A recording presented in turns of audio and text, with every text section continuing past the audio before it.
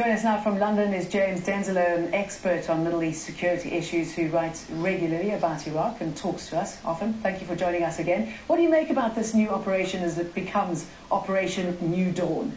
Will it work?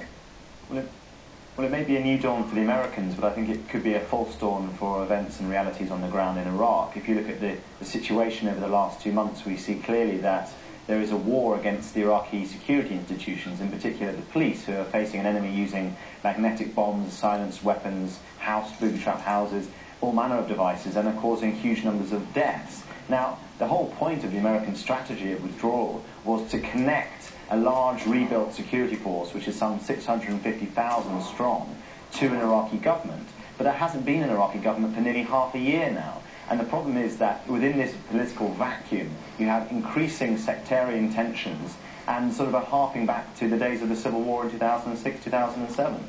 You were talking about the successful war that these insurgents are conducting. What does it say about their strength and the backing that they have? Well, it says that if you can conduct almost simultaneous attacks across the country, as happened last Wednesday, that you have an ability to basically circumnavigate any security measures put in place by the Iraqi military and police. I think the biggest issue at stake today is the inclusion of the Sons of Iraq into the Iraqi government. There's some 90,000 strong Sons of Iraq, essentially the Sunni insurgency that was flipped by the surge. Now, only 40,000 of them have been incorporated so far. Many of them feel that they're not being paid, they're having their weapons taken away, they've been given menial jobs. These guys are trained and they are very proficient in the use of these weapons, and if they're not given a place at the table, they will reply violently. And do you think that's enough, though? You've got a government, as you say, who's still not in place, almost 6 months on, and you've got 50,000 troops. There are still foreigners on Iraq's soil. Indeed, and then 50,000 troops, that's half the size of the British Army.